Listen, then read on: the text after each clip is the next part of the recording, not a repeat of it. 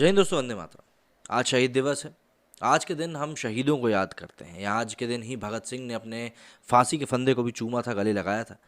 लेकिन इन सभी चीज़ों के बीच में भगत सिंह के आसपास काफ़ी सारी भ्रांतियां हैं जो घूमती रहती हैं। कुछ ऐसी भ्रांतियां हैं जो दूर होनी चाहिए, कुछ ऐसी भ्रांतियां हैं जिनके जवाब आज के युवाओं को मिलने चाहिए, क्योंकि कई सारे ऐसे लोग भी बैठे हैं जो कि वीर भगत सिंह का नाम लेकर आप सभी को गुमराह भी कर सकते हैं। और वो जब गुमराह करेंगे भगत सिंह का नाम लेकर, तो ऑब्वियस सी बात है, कहीं ना कहीं आपके मन में भी ये बात आएगी कि नहीं, भगत सिंह ने किया था तो सही ही किया होगा।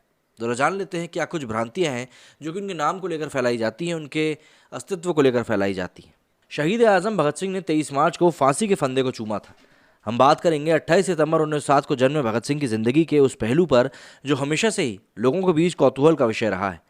भगत सिंह क्या थे, उनकी आस्था क्या थी? नास्तिक थे, आस्तिक थे, सिख थे, हिंदू थे या फिर एक आर्य समाजी थे?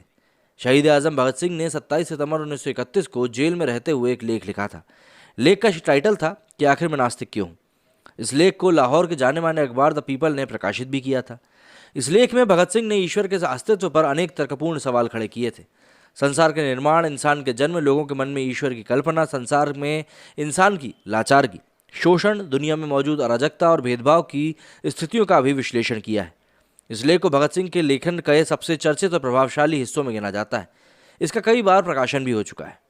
मैं नास्तिक हूँ, ये लेख लिखने के पीछे एक दिलचस्प किस्सा है। कहते हैं कि जब आज़ादी के सिपाही बाबा रणधीर सिंह को ये बात पता चली कि भगत सिंह को ईश्वर में यकीन नहीं है, तो वे किसी तरह से जेल में भगत सिंह के पास उनसे मिलने पहुंचे, जहां भगत सिंह को रखा गया था। रणधीर सिंह भी साल 1930-31 के दौरान लाहौर के सेंट्रल जेल में बंद थे। वे बेहद धार्मिक प्रवृत्ति वाले व्यक्ति थे। उन्होंने भगत सिंह से ईश्वर के अस्तित्व को मानने के लिए कहा। उसके लिए उन्होंने उनको तमाम तर्क भी दिए, यकीन दिलाने की खूब सारी कोशिशें भी करी, लेकिन इतनी मेहनत के बाद भी वो कामयाब नहीं हो सके। अपने मकसद में मिली नाकामयाबी से नाराज होकर बाबा रणधीर ने भगत सिंह से कहा कि ये सब तुम मशहूर होने के लिए कर रहे हो, तुम्हारा दिमाग खराब हो गया है, तुम अहंकारी बन गए हो, मशहूर होने के लोग में ही लोग काले पर्दे की तरह तुम्हारे और ईश्वर के बीच खड़ा हो गया है। रणधीर सिंह के आरोपों का जवाब भगत सिंह ने उस समय तो नहीं दिया, लेकिन कुछ दिनों के बाद जवाब में उन्होंने लेख लिखा, और यही लेख था कि मैं नास्तिक क्यों हूँ, और जो आज की तारीख में बेहद प्रासंगिक भी है। एक नया सवाल उठ खड़ा हुआ है कि क्या मैं किसी अहंकार की वजह से सबसे ताकतवर, सर्वव्यापी और सर्वज्ञानी ईश्वर के अस्तित्व पर विश्वास नहीं करता हूँ? मेरे कुछ दोस्त शायद ऐसा कहकर मैं उन पर एक बहुत ही हक नहीं जमा रहा हूँ, बल्कि मेरे साथ अपने थोड़े से संपर्क में इस निष्कर्ष पर पहुँचने के लिए उत्सुक हैं कि मैं ईश्वर के अस्तित्व को नकार कर कुछ ज़रूरत से ज़्यादा आगे जा रहा हूँ। मेरे घमंड ने कुछ ज़्यादा ही हद पार कर ली है और मुझे इस अविश्वास के लिए उकसाया है। मैं ऐसी कोई शेखी नहीं बघाड़ता कि मैं इंसानी कमजोरियों से बहुत ऊपर हूँ। मैं एक इंसान हूँ और इससे भी ज़्यादा कुछ नहीं हूँ। कोई भी इससे अधिक होने का दावा नहीं कर सकता। ये कमजोरी मेरे अंदर भी है। अहंकार भी मेरे स्वभाव का अंग है। अपने साथियों के बीच मुझे तानाशाह कहा जाता है।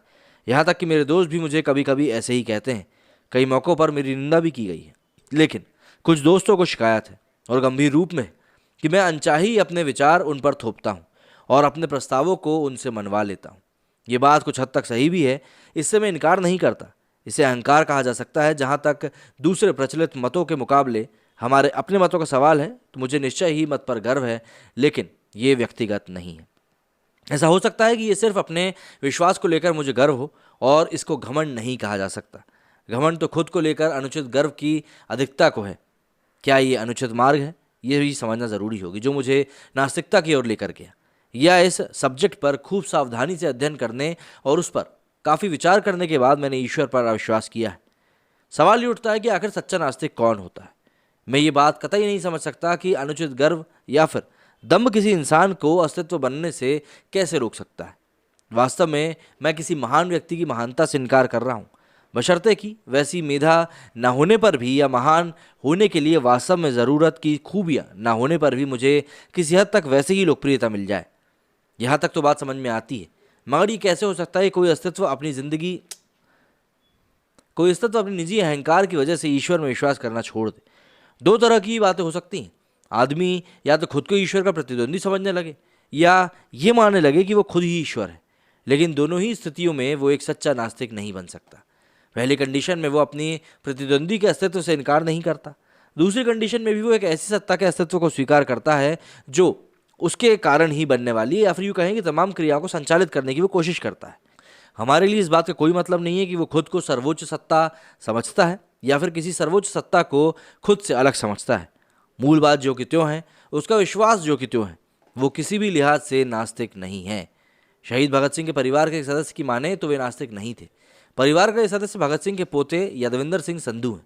यादविंदर का कहना है कि भगत सिंह अंधविश्वास और भाग्य में यकीन के खिलाफ थे। यादविंदर सिंह संधू ने मीडिया को दिए अपने इंटरव्यू में कहा था कि उनका परिवार हमेशा से आर्य समाजी रहा है। उनके दादाजी सिर्फ ईश्वर, किस्मत तथा कर्मों के फल के नाम पर जीने वाले लोगों के खिलाफ थे, लेकिन इसका कतई ये मतलब नहीं है कि वे नास्तिक थे। उन्होंने बताया कि भगत सिंह को जब फांसी के लिए ले जाया गया था, तब लाहौर सेंट्रल जेल के वार्डन सरदार चतर सिंह ने उनसे आखिरी वक्त ईश्वर को याद करने के लिए कहा। भगत सिंह ने मुस्कुराते हुए जवाब दिया कि सारी जिंदगी दुखियों और गरीबों के कष्ट देखकर मैं ईश्वर को नकारता रहा, और अब मैं उन्हें याद करूंगा तो लोग मुझे बुज़दिल समझेंगे और कहेंगे कि देखो, ये आखिरी वक्त में मौत से डर गया। उनके उस कथन से इस बात का इशारा होता है कि वो नास्तिक नहीं थे, इसलिए इतिहासकारों की जानिब से उन्हें नास्तिक बताया जाना काफ़ी गलत है। भगत सिंह ने लाहौर सेंट्रल जेल में 400 से ज़्यादा पन्नों की एक डायरी लिखी थी। डायरी में लिखी गई कुछ उर्दू पंक्तियों से भी ऐसे इशारे मिलते हैं कि उस डायरी के पेज नंबर 124 में भगत सिंह लिखते हैं कि दे तो इस मिजाज पर परवरदिगार दे, जो गम की घड़ी को भी खुशी से गुलजार दे। और इसी पन्ने में वो आगे लिखते हैं कि छेड़ना फरिश्ते तू जिक्र गम, क्यों याद दिलाते हो भूल जाओ अफसाना। इस पंक्ति में जिन परवरदिगार और फरिश्ते जैसे शब्दों का जिक्र हुआ है, उसका मतलब ईश्वर और ईश्वर के दूतों के रूप में है। डायरी के पेज नंबर 124 पर भगत सिंह ने स्पिरिचुअल डेमोक्रेसी शब्द का भी इस्तेमाल किया है। तो जाहिर सी बात है, ये चीज़ें कहीं ना कहीं लोगों के मन में उठ रहे तमाम सवालों का जवाब अपने आप ही दे देती हैं कि आखिर भगत सिंह क्या थे। मेरे इस वीडियो में फिलहाल इतना ही। जय हिंद, जय भारत।